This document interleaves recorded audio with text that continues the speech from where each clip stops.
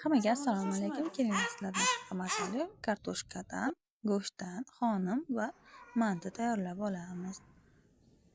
Kerakli masalliqlar: kartoshkani kubik shaklda to'g'rab olamiz, piyozni barak shaklda to'g'rab olamiz, qiyma va zirani pichoq yordamida maydalab oldim. Hammasini bitta tog'oraga solib aralashtirib olaman. Oxirida semichka yog'da solib aralashtiraman. Tabga ko'ra tuz va ziralar.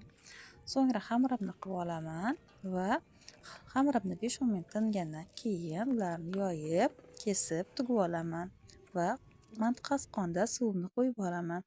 Suv qaynab chiqqandan keyin mantilarimni va xonimlarimni qasqonga terib 45 minut davomida pishadi. Men xonimimni rasmga oldim kameraga, mantimni ololmadim.